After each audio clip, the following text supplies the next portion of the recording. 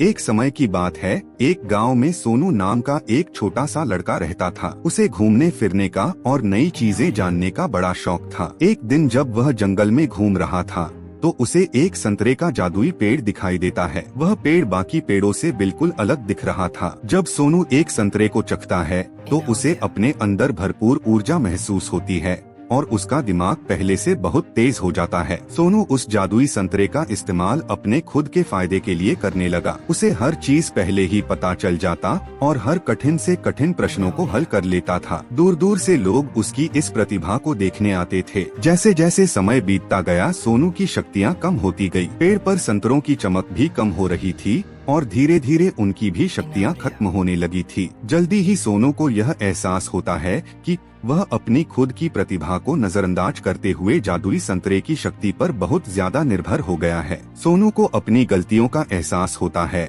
और वह जादुई संतरे के पेड़ के पास वापस जाता है। वह अपने लालची स्वभाव के लिए माफी मांगता है और वादा करता है कि अपनी काबिलियत का उपयोग वह अच्छे कामों के लिए करेगा। फिर अचानक से पेड़ के बचे हुए संतरों में वापस चमक आ जाती है। उस दिन के बाद से सोनू यह समझ गया कि असली शक्ति हमारे अंदर ही होती है और हम अपनी खुद की कौशल और प्रतिभा का इस्तेमाल करके ही दुनिया में बदलाव और खुशी ला सकते हैं। हमें सफलता प्राप्त करने के लिए किसी जादू या शक्ति के बाहरी स्रोतों पर निर्भर नहीं रहना चाहिए, बल्कि हमें अपनी क्षमताओं को बढ़ाने पर ध्यान देना चाहिए और उनका उपयोग करके दुनिया में सकारात्मक बदलाव लाना चाहिए।